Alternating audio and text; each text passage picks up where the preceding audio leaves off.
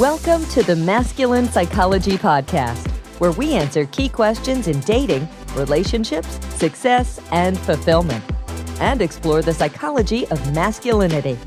Now, here's your host, world-renowned therapist and life coach, David Tian. Welcome to the Masculine Psychology Podcast. I am your host, David Tian, and it is my great pleasure and honor to introduce you to this episode on one of the most important, if not the most important topic for any man who is trying to improve his attractiveness to women. It is the number one biggest, most important factor in whether a man is attractive to women or not. This one factor trumps all the other factors when it comes to being attractive to women. If you have it, it will sabotage anything else you think you got going for you.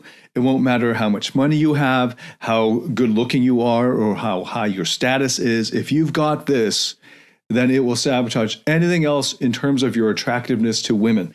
Conversely, if you don't have it, then you will be as attractive as you could possibly be in your personality.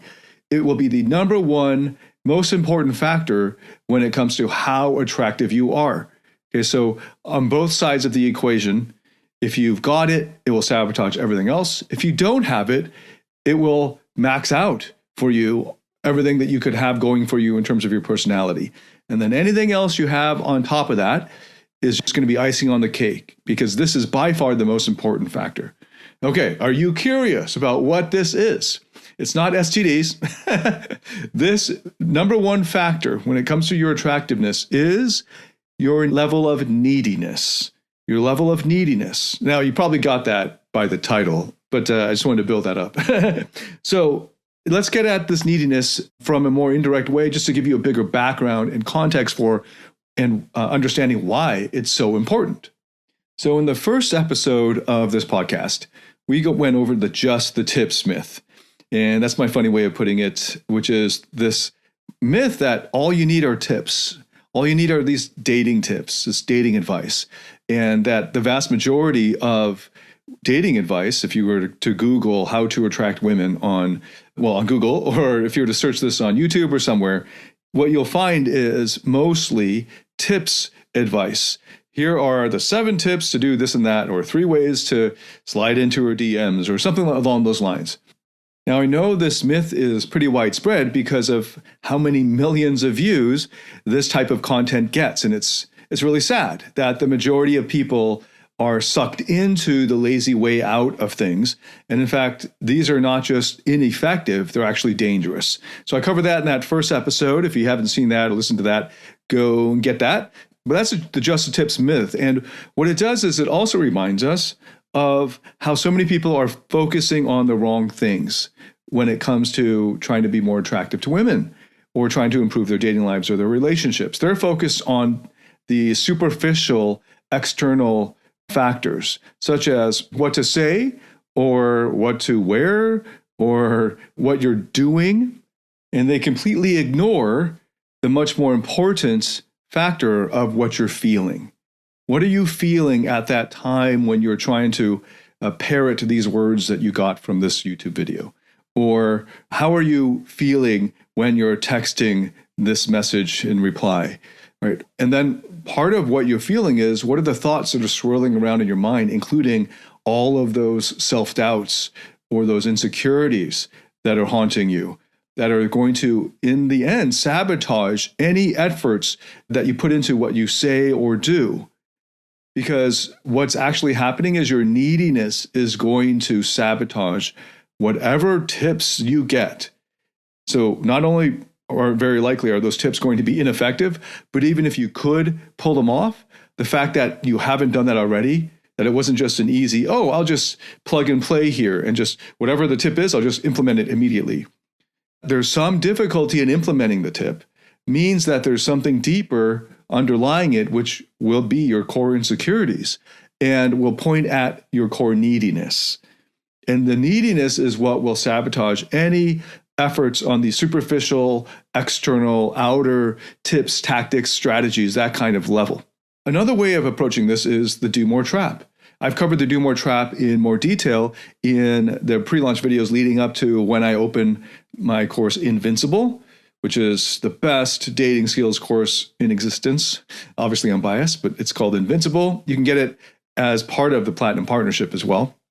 And the Do More Trap is all about the fact that the more you do, the less attractive you are to her. And it's a trap.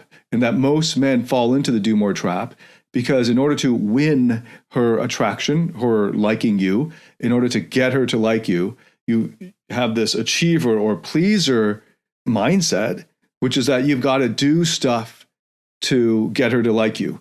So with the context of the Just the Tips myth and the Do More Trap in mind, you understand just how pervasive neediness is among men. And that some guys are able to cover over their core neediness by hiding it using tactics or tips or strategies for a short period of time, by putting out a kind of false self or a persona, and in fact, not then being able to form real connections because they're not being their true self. They're just connecting with women based on hiding this core insecurity or their core neediness that they have.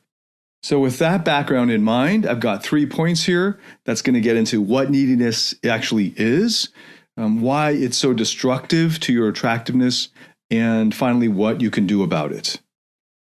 Now, you might have heard women say that the most attractive thing in a man is his level of confidence.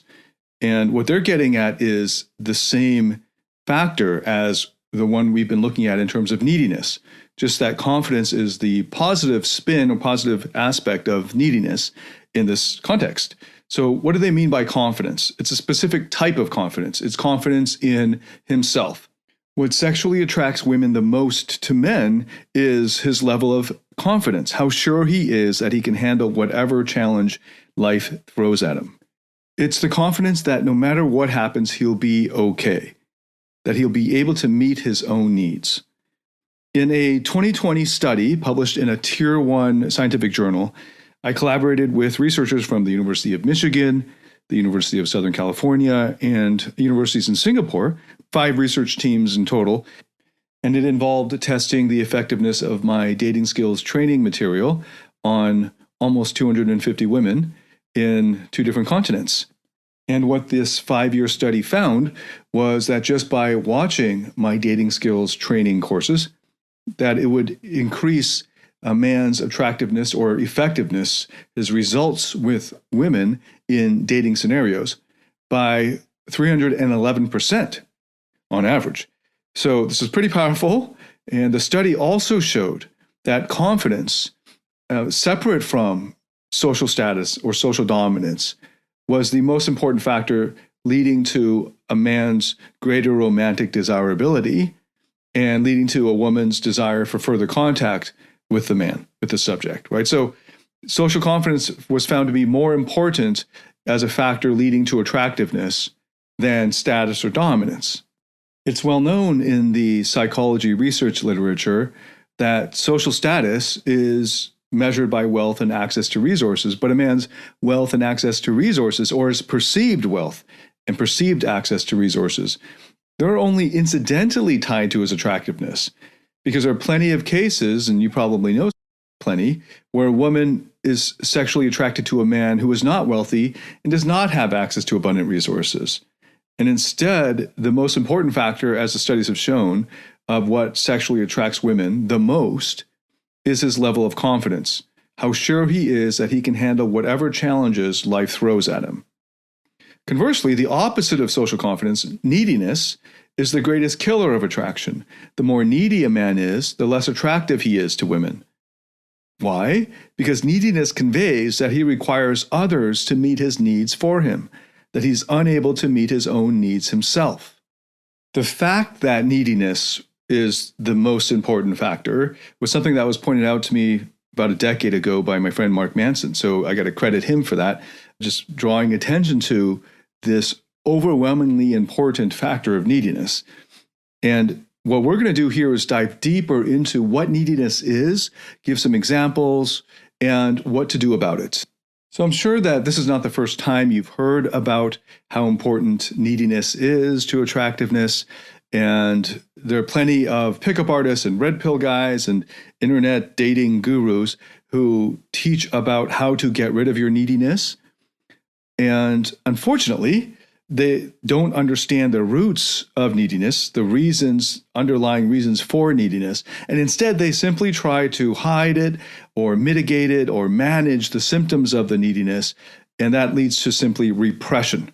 So outward symptoms of the neediness that they're trying to repress or pretend like you don't have include, so here's some examples of how to know whether you're needy.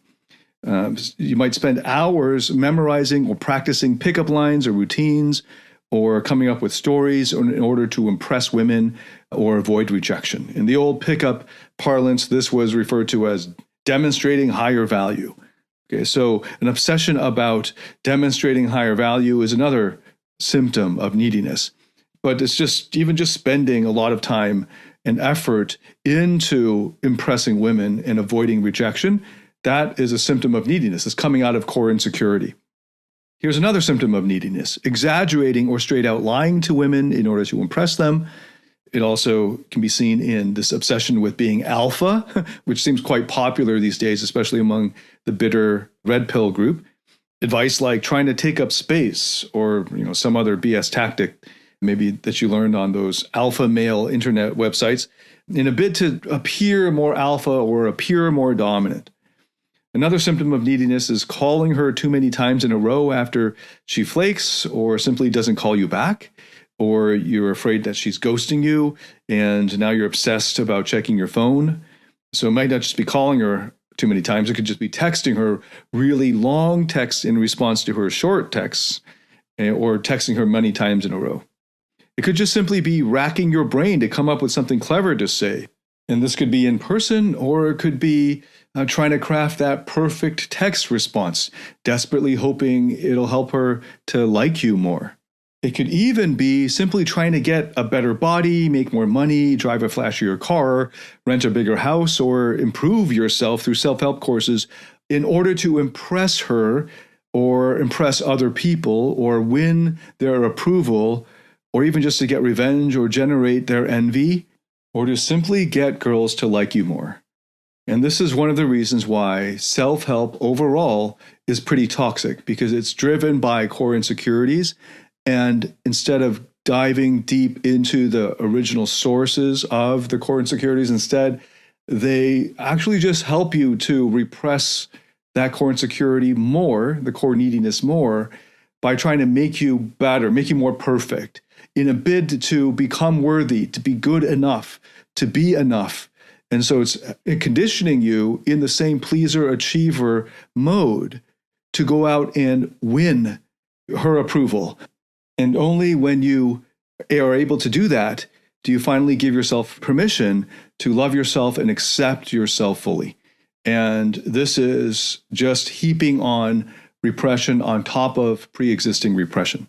So many of these symptoms that I've just listed out are exactly what many viral YouTube videos, Reddit posts, and social media posts recommend.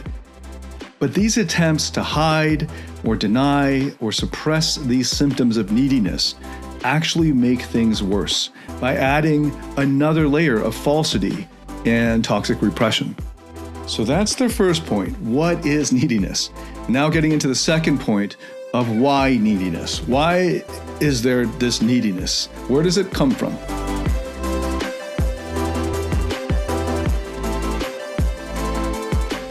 Do you struggle in your interactions with women or in your intimate relationship? Are fear, shame, or neediness sabotaging your relationships or attractiveness? In my Platinum Partnership Program, you'll discover how to transform your psychological issues, improve your success with women, and uncover your true self.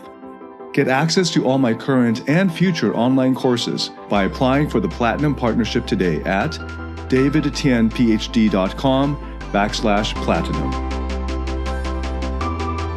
So neediness is the result of unmet needs. Let me repeat that. Your neediness is the result of your unmet needs. Okay? So the only surefire way of dealing with it is by meeting those needs or getting those needs met. It is not by denying those needs Because in so doing, in denying or hiding that you have these needs, that is simply a palliative, it is simply a short-term, temporary way of hiding that you have them. Like I said, it'll come to bite you in the ass later. It'll sabotage all of the effort that you end up putting in out because of your neediness. So neediness is the result of unmet needs. An acute neediness comes from unsuccessfully attempting to get one's needs met by something outside oneself. In the short term, we might be able to stave off our feelings of neediness by using others or using external circumstances to meet our needs, like, for example, by getting enough or the right kind of girls to like us, or getting the grades or the promotion or whatever material goal we're aiming for, or maybe winning the respect or admiration of the people that we're desperately wanting it from. But that only satiates momentarily. Eventually, the high fades and our egos need another hit, or our core insecurities, which we still haven't addressed, crop up again, and we require new confirmation that we really are as attractive or smart or rich or capable or respected or admired or whatever narcissistic measure we need here. And until we get that reconfirmed, we're just as needy as before. And every time we get it, we end up needing it more and more, and needing it more often, and needing more of it more often. That's how addiction works. And it's no different when it comes to addiction to this kind of narcissistic validation. And this is the achiever's curse. So again, notice that working hard at learning pickup or learning dating skills, or even working hard at self-help or personal development, all the time and effort that you invest in books, online courses, boot camps, training events, personal coaching, those big pump-up live events and all of that, all in the hopes of changing himself into the kind of man who can attract the type of woman he wants, right? That man ends up actually displaying or feeding into, further compounding his original neediness, because it reinforces the core insecurity that he is not enough, and that he's not worthy of love or connection or approval or acceptance just the way he is. This does not mean that there's anything inherently wrong with learning any of these topics or these skills or these areas of knowledge and practice. And I hope you've experienced the joy and pleasure of being fully immersed in a flow state while engaged in deep learning. It's something you do even if you weren't being paid for it, and even if you didn't get the results in the end, because just losing yourself in the process of learning is in itself intrinsically satisfying, intrinsically rewarding, empowering, and you'd have done it anyway. And if you're listening to this, you probably are on that path. You're doing this exact things I've been describing in terms of investing in yourself to become better at these areas. So there is a way in which improving yourself and learning is obviously a good thing and is obviously not coming from a place of neediness. So how can you really tell whether it's coming from neediness or not? And you'll feel that the experience of learning is very different when it comes from a place where you're in flow and it's intrinsically enjoyable and you'd have done it anyway, regardless of the results, versus a different energy to it, where this striving is coming from a place of being strained or forced or relying on discipline and willpower, and taking that a harder approach that's more characteristic of the day-to-day experience of the achiever. So the neediness isn't found in the hard work itself, of course. It's in the mindset or the presuppositions or the emotions that he's approaching them with. That to some degree, he's ashamed of himself, that shy, awkward, stupid, fat, lazy, or whatever thing he's ashamed of, that he currently feels that he is, and wishes desperately that he could leave behind him forever, so that he could finally become his ideal, powerful self, a self that is his childhood comic book fantasies. I don't know, like a brave, suave, strong genius who is worthy, especially of the admiration, respect, and love of his fantasy woman. And unfortunately for him, the only women who cannot see through his narcissistic fantasy and the toxic shame propelling him to project it so anxiously with so much desperation are exactly those women who are similarly weighed down by their own toxic shame and working desperately hard in pursuit of their own narcissistic ideals. When we're unable to meet our own needs in ourselves, and others are not naturally meeting our needs for us, unlike when we were babies, then what happens is we develop coping strategies in a bid to get others to meet our needs for us. And there are three main coping strategies that we as children adopt and mostly unconsciously then carry from childhood into adulthood. And you might have heard me go over these before and just I'll mention them here. The pleaser, of which the achiever, the joker, and the nice guy are variations. And then the rebel. And some achievers are rebels as well, not just achiever pleasers, but also achiever rebels. And then the third is the recluse or the recluse, the one who withdraws, the hermit. Those are the three main coping strategies. I'm going to be getting into these coping strategies and the different variations on these later in a different episode. But for now, I just want to point out that the way to resolve and cure, to overcome your neediness, isn't with further repression of trying to earn your way out of it, or to earn your way into hiding it, or to cover over it with tactics or techniques or implementing dating tips, or to try to pretend to be somebody else that you're not, trying to pretend to be not needy when in fact you're just in denial because you really are needy. So a common example is a guy who gets the advice of don't text her within this amount of time. And the whole time he's feeling incredibly anxious and desperate and needy, and he keeps checking his phone. But because the dating tips say don't text her for, whatever it is, 24 hours, then he's got that 24-hour clock ticking and he's relying on that. And then he texts back. And then when he decides what to text, often he will then leak out his desperation and neediness. But imagine he copies and pastes from some other guy, right? And so that guy who he copied from isn't needy when he devised the text. So he sends across a text that on the surface of it is not needy, right? And so she feels like, oh, he's not needy. But in fact, that whole 24 hours or however long he was waiting, he was incredibly needy. So he hid his neediness by using these tactics. Well, guess what? Eventually, and pretty soon down the road, he's going to run out of copy and paste texts and copy and paste things to babble when they meet in person, where he's parroting some other guy's lines or telling some story. And his increased heart rate, his anxious symptoms will come up and he'll blurt something out. Or she'll just notice his heart rate or maybe his breathing is a little shallow, or that he's just not relaxed. He looks tense. And all of those are symptoms of the underlying neediness. And so many guys are just trying to, it's sort of like, instead of getting a real six-pack and dealing with the underlying issues of why, you're unhealthy, you just like tape over your stomach a picture of a six-pack. And, you can actually do a version of that online with your photos online. Maybe you put a fake photo that's not even you as like a bait and switch on your Tinder profile. Or you could also just Photoshop your photos. And that's what guys are trying to do. They're Photoshopping their personalities by relying on tips and tactics and strategies that they got off some internet dating guru or whatever, instead of going to the underlying issues and actually looking at what's there and what's driving this anxiety, this nervousness around women that they like. And it's their core insecurities and their core neediness. And the only way in the long run, permanently, the only lasting solution to this is the therapeutic one. But all these other areas, these other places are giving you strategies of repression. They're teaching you how to be what you're not. They're trying to get you to cover over or hide your core insecurities by having you just mimic the words or behaviors of a man when he's not feeling needy. But in fact, if you're feeling needy, that'll just actually make things worse. That's adding more repression onto pre-existing repression, right? That's like Photoshopping your personality. And that's actually going to make things harder in the long run.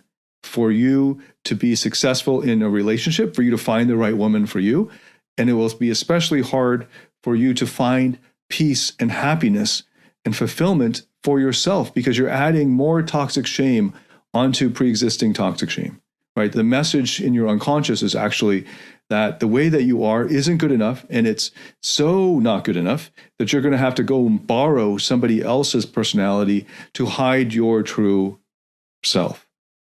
And in fact, that's not your true self. That shy, awkward, nervous you is not your true self. It's a part of you that has unmet needs. And only you, your higher self, can fully meet your needs in a reliable, consistent way over time. So the solution, the therapeutic solution, is to learn to meet your own needs. And that's what we'll be covering in the next episode. So hopefully you now understand what neediness is, why it's so all-pervasive and also so destructive to your happiness and to your attractiveness. And then you can hopefully now understand why all of those other dating tips, videos, and content out there is just adding more repression onto repression. And instead, the way to do it is to cure this or to overcome it or to resolve the issue, to heal and grow out of the neediness, isn't repression, obviously, but it's a therapeutic or series of therapeutic processes. Okay, so those are the 3 points we covered just now. It's super important that you've just learned this because, like I said, this is the number one factor in whether you're attractive to women and the number one factor in what will sabotage your attractiveness to women. So this is the single most important thing that you can learn now to get you started into understanding why the therapeutic process and the therapeutic processes are so important. Now, I made this discovery the hard way, in the sense of I actually got good at the tips, the tactics, the strategies and techniques and so on. And that actually made it harder for me to actually go down the therapeutic road later on. Because what I did was I got really good at techniques of repression. I got good at developing personas, which now I've developed them so fully that I've discovered they're full-on parts of me that are very valuable, and they were just trying their best to get our needs met, but they were doing it in dysfunctional ways that only became obvious later on because I was so good at covering over the toxic shame and the core insecurities that I didn't even notice them. That I was also even just tricking myself.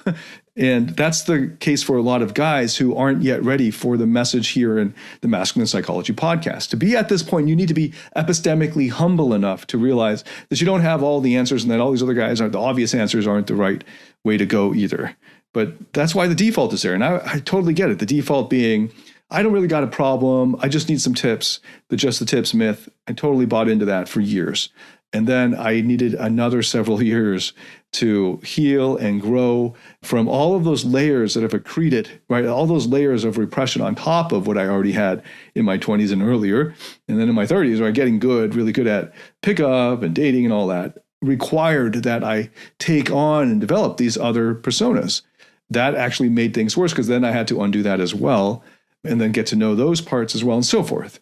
So you can skip all of that and just go straight to the therapeutic process. And that's better because you don't want to get stuck in years of creating these narcissistic cycles where you're hoping desperately that you can hide the core insecurities, the core neediness, that's not you anymore because, hey, look, I instituted these dating tips and they worked and I got women to like me. And when women like me, I feel good about myself. And that's dangerous because then you're on a high. You're like an addict who's on a bender and you're not going to listen to reason. You're thinking to yourself, I'm not an addict. Look, I can totally control it while you have your 10th drink in a row that night or something. And it's only when that alcoholic or the addict hits rock bottom the next morning or many mornings later, and it's undeniable. But by the time he reaches that point, he's probably destroyed a whole bunch of his days in life and might have had irreversible catastrophic consequences. So it's important that you, if you're hearing this now and this resonates with you, that you take it seriously because you don't want to go down the wrong road because it's actually going to make things harder to go down the right road. It's literally like you're going down the wrong road and you've now got to backtrack down the wrong road back to that fork in the road and go down the right road. The longer you go down the wrong road, the more you got to backtrack when you realize it's the wrong road. So save yourself all of those years of pain. And I know that even when I say that, many guys still won't get it. So I'm here. These episodes will still be here, and hopefully you will understand that then, and you'll go down that therapeutic road. So what happens is, as you're going down the therapeutic process, then you'll naturally and much more effortlessly feel attractive. Because what happens is when you remove the neediness, right, the formula is the less needy you are, the more attractive you are. And that's amazing because you're not doing anything more.